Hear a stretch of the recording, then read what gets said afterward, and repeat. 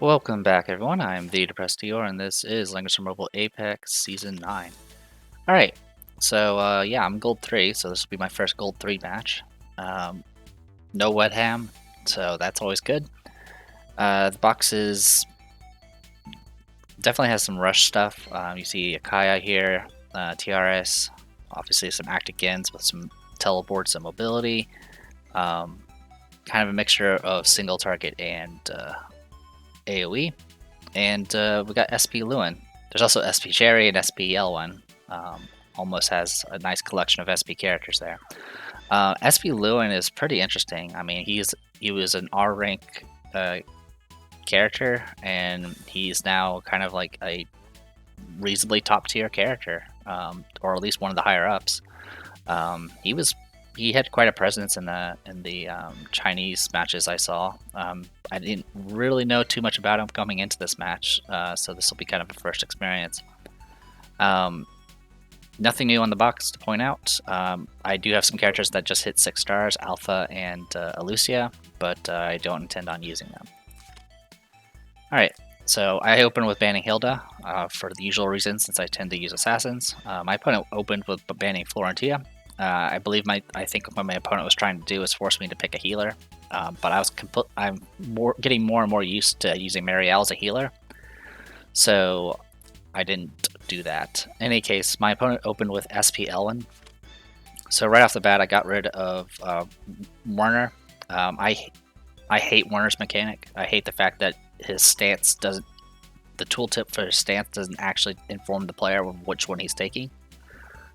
In strategy games like this, information is kind of key, and so hiding information, like what immunities people have and whether or not they have a counter stance or something like that, is kind of a dick move, and unfortunately I don't expect them to ever change it.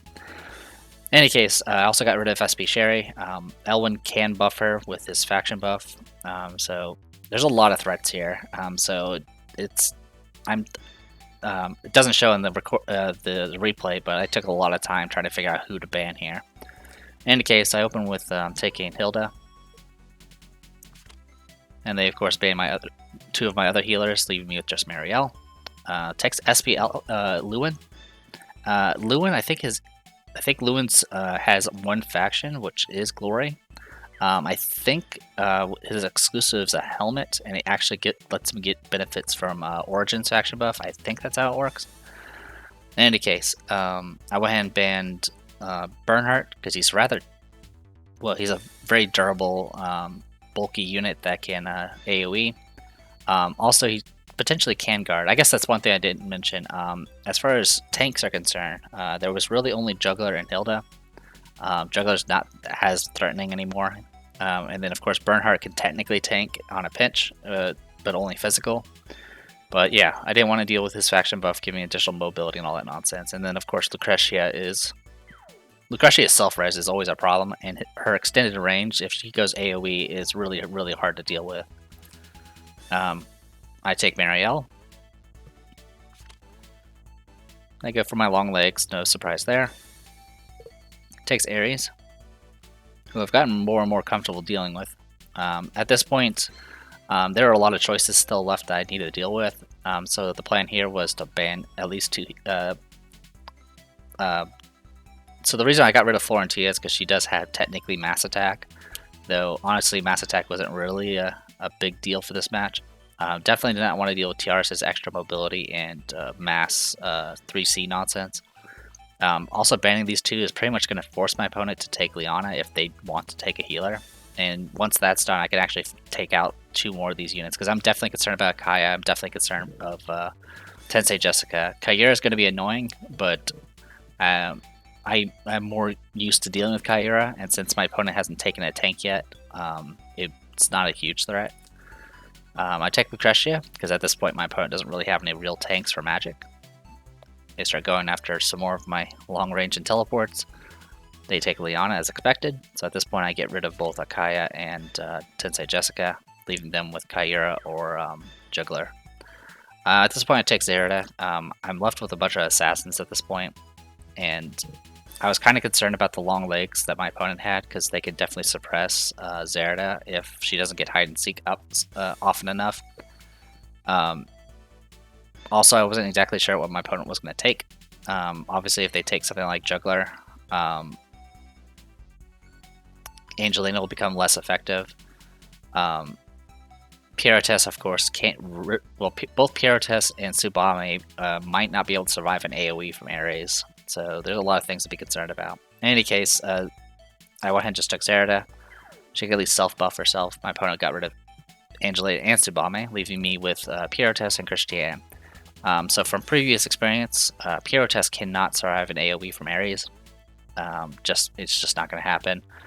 My opponent did take Juggler, so I'm going to have to deal with his 3C, unfortunately, and possibly B-Shock. So at this point, I decided to go ahead and just take Christiane.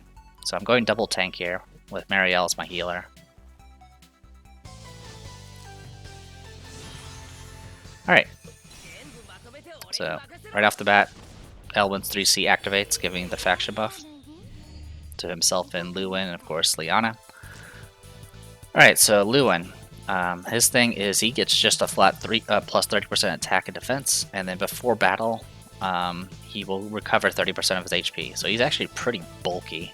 He's kind of hard to deal with. His weakness right now is, of course, he's not very good against magic.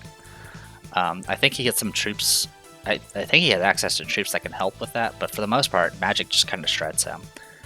This Lewin unfortunately took Phalanx as his spear troops. Now, in the Chinese servers, the Lewin usually goes with I think it's like those new sword infantry guys. I don't remember their name, unfortunately. I don't see them too often, but I don't know what options Lewin had besides them. But Phalanx is definitely not a good call.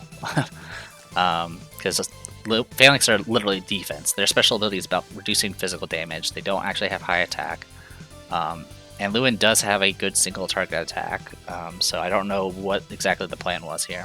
It could be they were just hoping to make him slightly bulkier, just so he can focus on AoE, but I don't know. In any case, here's his new abilities. He has essentially his own version of Sword Soul. Does 1.8 times damage, extra damage to demons, dispels 5 buffs, applies a reduced damage dealt by 20%, which can't be dispelled. After battle, he'll recover HP to all friendly units within a 2-block range. So it's a kind of an interesting little support ability, as well as a really strong offense. His Holy Edict passive is also an activatable ability. Essentially, while Conquest or Retreat are on the battlefield, he gets +2 mobility. He does have boots equipped, so this would make him have 6 mobility. And then his active ability is he can choose either Conquest or Retreat. What Conquest does is any allies that are within 2 blocks of the Conquest target will actually get increased attack and intelligence. And anyone that attacks someone with Conquest will also dispel one of their buffs before the battle. And if that target gets killed, he will recover HP. And then Scripture Retreat is you apply it to an ally, and it makes it so that ally can't use any normal attacks or skills, but will automatically recover HP before battle, which can be kind of useful for tanks. After you use it, does go on cooldown. So essentially, he throws one of the 2 out there, and he just gets +2 mobility for 3 turns. Soul Fury is his new AoE. Its passive effect is actually this might be his 3C. I don't know. I think it's his 3C. It's either that or it's Judgment Light. I think Soul Fury is his 3C. In any case, immune to Curse of Wounding and Heal Reversal, which is good since he always heals. 3.6 AoE damage, effective against demons, and it will imbue it'll place on the ground terrain that will do fixed damage equal to 1 times attack and dispel buffs. It's actually, so yeah, his entire gimmick is he can kind of, besides just doing decent damage, is he can just kind of purge buffs off everybody.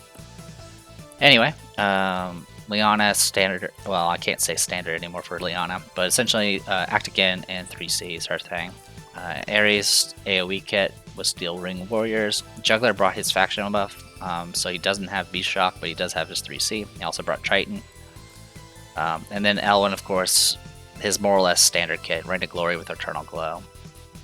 Alright, as for over here, standard kit Lucretia. Now, the other reason why Lewin usually probably brings sword infantry is because Free Strike will just absolutely murder him right now.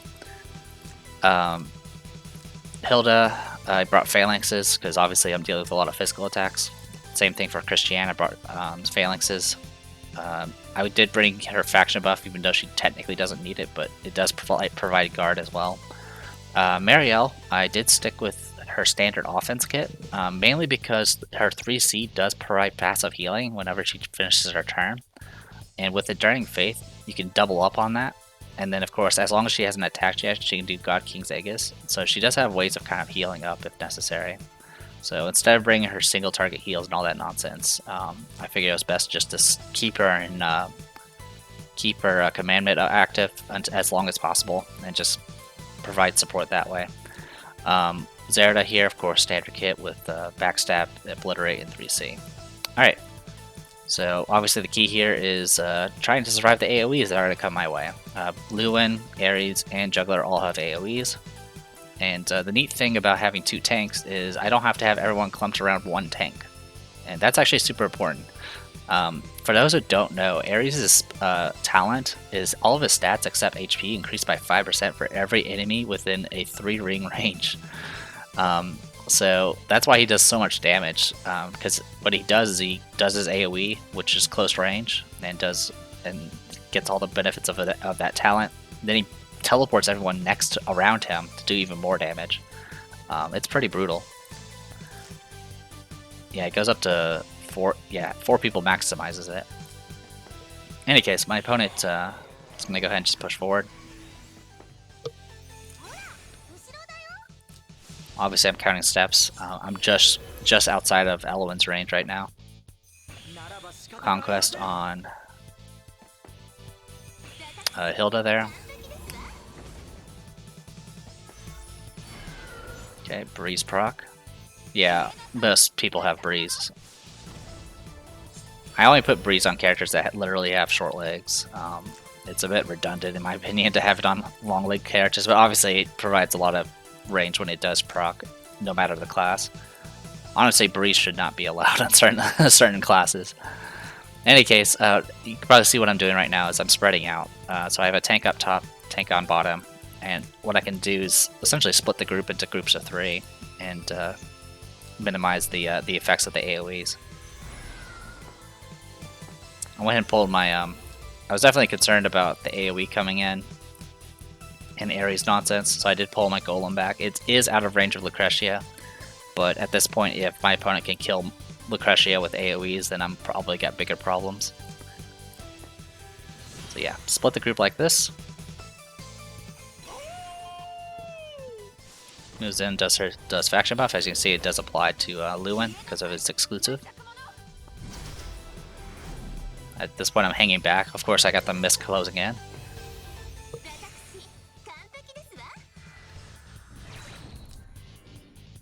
So besides Ares and Elwin, Lewin's AoE range is 3 spaces. So at this point, he can pretty much hit everybody. But his AoE has 4 span, so it's about the equivalent of a dark hole. So with the positioning right now, he can either hit these 2 or these 3. I did put up a I just put up the faction buff. First turn I actually did Floral Realm and used the AoE reduction to minimize the potential damage I could take. Alright, Breeze again. So at this point I shifted up. I shifted up mainly just so I can keep hide and seek active.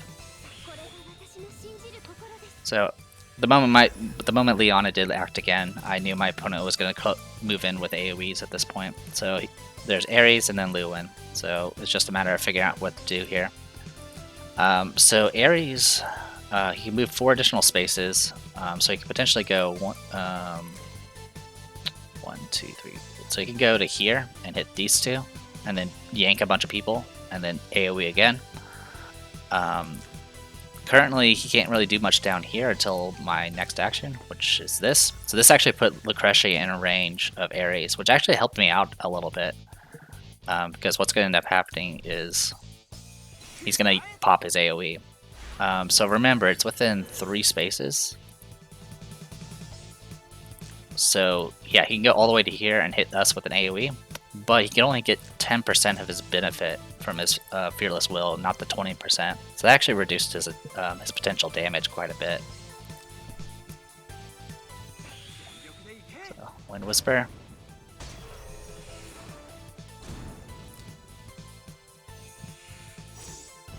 Yeah. Yeah, if he had just another person, maybe 1 or 2 people, yeah, and damage taken increased. That was even worse. Yeah, if he had like an additional person, enemy, or 2 nearby, this probably would have killed the Crush, yeah. But thankfully, it was just short. Alright, so let's see what Marielle can do. So, I'm going to do Enduring Faith, which is going to trigger her 3C. Heals both Zerda and her. King's Aegis, heals, and then heals again. So with that, I'm back to full health. Soul of Fury is going to hit 4 people. And dispel 1 buff. Oh, sorry, it's going to hit 5 people. And look at that terrain. It's just in the middle there. It's just no way to avoid it. Alright, so we have an Ares that's burned all of his stuff. In 1 turn, he's going to lose his physical attack. Or his attack buffs. Lewin does have his Sword Soul equivalent ability still. So I need to figure out, I have to kill something to kind of minimize this. Ares is kind of the least of my issues right now, so I figure Lewin's probably the best. So Lucretia is at less than 50% life. She does still have her attack buffs and all that good stuff.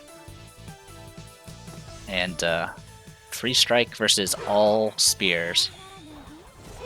Yeah, it's 23,000 HP, and I did 36,000. Yeah, just, he couldn't do anything. Now this does buff Elwin. His damage increases by like 3% for every ally that's killed. And I did lose another buff and take some fixed damage, but I'm okay. Magic Pulse on Marielle, just to get her cooldowns off. Alright, and here comes the 3C. It's going to disable Christiane's block. So at this point, I had to kind of make a choice. I was kind of nervous using Zerda.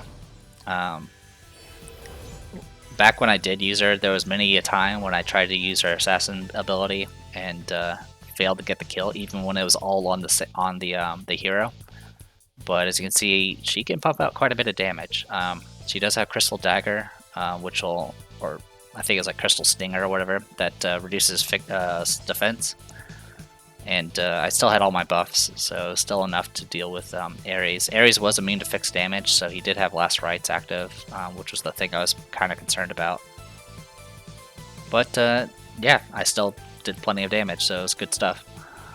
So now all that's left is Elwin. Part of the reason why I went after Ares is because I needed the. I know I was going to lose somebody. There's not much I could do about it. I couldn't. If I had moved to protect Marielle, Elwin would have just killed Zerda instead. So at this point, I am actually sacking my healer in hopes that I'll outlast my opponent. So even with the Defender of the People proc, and even with Spear Troops, I couldn't survive it. So moved Hilda in so she can actually guard everybody. And with this, I now have her full talent active. 3C on Juggler, so he's down immune to all debuffs and can heal and dispel around him. So obviously there's no place for me to do hide and seek, but I did go ahead and move up and get her 3C prepared. Obviously her buffs are all pretty much gone at this point thanks to Hallowed Ground and all that.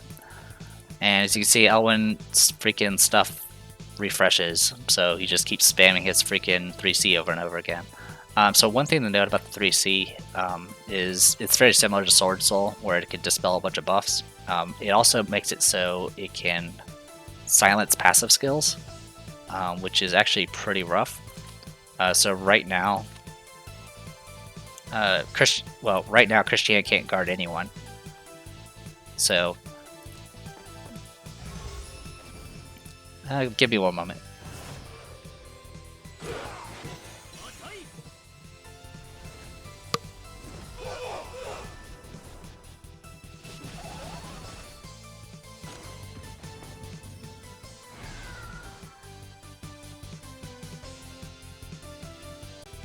Sorry about that, I had something in the back of my throat.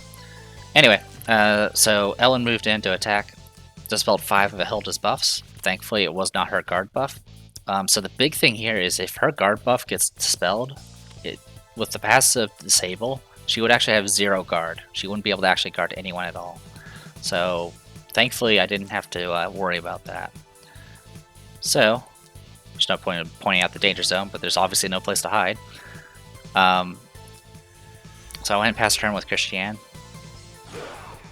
Getting normal attack from Juggler. Remember, he took faction buff, so he doesn't have Beast Shock. And now his Beast Shock is gone, so now Christiane can guard. Did full bloom. This is mainly just to break last rites if he happens to have it. The other reason I also moved up was so I could free up space. Both Lucretia and the Golem still have the movement penalty from Juggler's 3C. So yeah, I can only move like 1 space at a time, and the mist is closing in, so I was just trying my best to kind of stay ahead of it. Alright, here comes another 3C. It's going to dispel a bunch of Christiane's buffs this time.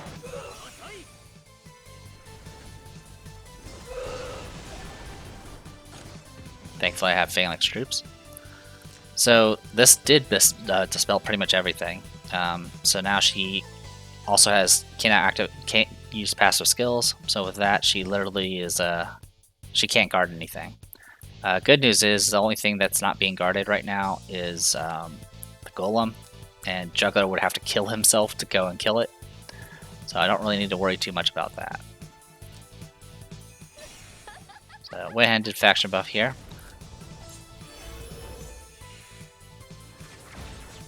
Full bloom again. So something to note here.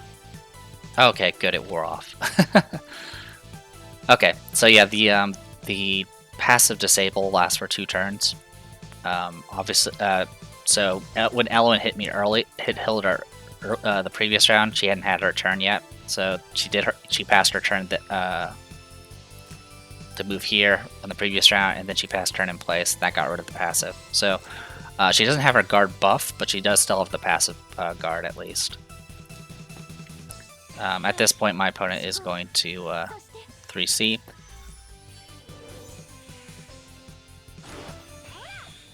Killing blow, and that is it.